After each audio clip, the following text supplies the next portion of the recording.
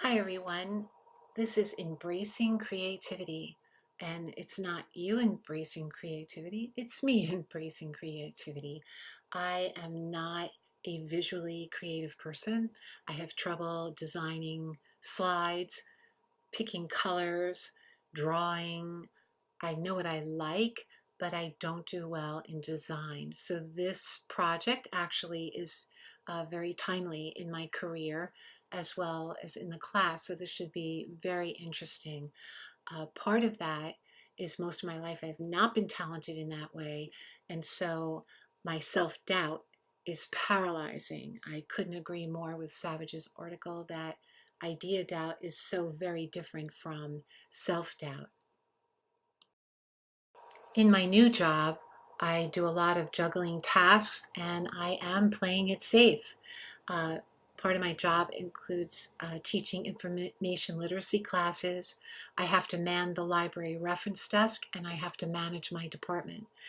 And those three tasks are very different from my previous job where I sat in a cubicle and worked behind the scenes. I didn't have to deal with people, just the computer and things that didn't work, ordering and paying invoices. So this is a total change. So you can imagine the coupled with my doubt about my creativity, all this new stuff and interacting with students and faculty has been a challenge.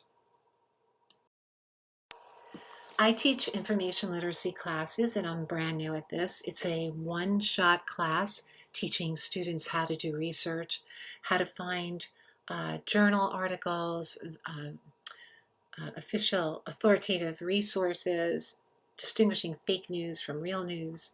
And one of my challenges was learning how to interact with the class rather than just talking at them, talk to them, how this could be of value, how they could use this in their future life.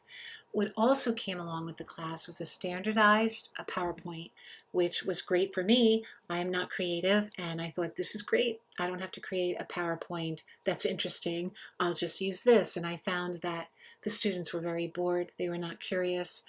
And so just like Armand Fitsu, I had to try out different variations and figure out what worked and what didn't work.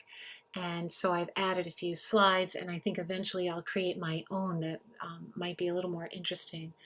And trying to keep the students awake while I'm teaching this. It's only 45 minutes, but students work very hard. They're very busy. And so I have to try to keep them awake. And part of that is having them create a reference page and format it so that they've already begun step one of their research. My previous job, I worked behind the scenes in a library in a cubicle for 10 years. And so now I work at the reference desk. And part of the challenge of working at the reference desk for me sounds silly, but it was to look up and find the student who looks lost or needs help. And most of the time is of the essence. If a student's coming to the reference desk, usually we find this when a paper is due, there's an emergency, and our challenge is to get that information to the student, but really teach them how to find it. Find creative ways to come around the desk, take a look, let me show you how to do it. How can I make this student an explorer? How can I make them want to find this information for themselves and spark that curiosity? And at times they don't want to explore. And so I think that also goes along with Grant's procrastination. When you do things at the last minute, you're a last minute procrastinator. You're not learning. Moderate procrastination is good. But I find at the reference desk, most of the time, it's someone who's procrastinated to the day before a paper is due and they need resources. And so here I have to teach them it real quick if they didn't pick it up in the information literacy class and try to make it stick, try to make them want to figure it out themselves. Pity the poor periodical and electronic resource department. I have to find ways to make the print collection relevant. Students, faculty, they don't really want to look at print journals. And there are some specialized journals that we subscribe to that do not come out in electronic format. And so I did try to send extra copies to various faculty departments, reaching out to the faculty and let them know that we have this print collection, this electronic journal collection, and that maybe they would like to check it out. And I had sent these extra copies thinking, yes, they're going to reach out and say, this is what I want, this is what I'm interested in that, and nothing happened. And so I was going to put it down and just say, well, it is what it is. We need it for accreditation.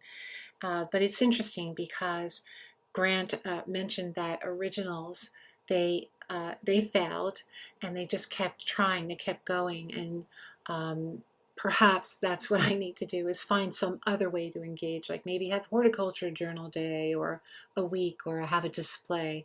And so I think I need to change my attitude and stop being afraid, doubting myself that they don't really want to know what we have. And so that's going to be something I really have to work on, is how to spark the curiosity of the faculty for their research, and maybe take a look at some of the things we have to offer. So part of the challenge for me is trying to take a step to eliminate self-doubt. When I say that I was not a creative person visually, there are so many tools that probably I could begin to start creating. And I really like some of Grant's key ideas, that instead of saying, I'm crap, and for me, I'm not creative, I stink, uh, think the first few drafts are always crap and I'm just not there yet. And, so how is it there? Maybe I can use these different programs that can help me, and I could need to just keep creating and not be afraid of, reaching out to faculty and saying, hey, this is what I have, or asking students for some feedback. What can I do to make this more interesting and more relevant for you, to spark your curiosity, so that you can go on to maybe create the next beautiful building or garden or cure for cancer. And so the TED Talks really helped me out and made me think, okay, I need to reevaluate how I think about myself and how I'm talking to myself when I'm creating a lesson or a plan to reach out.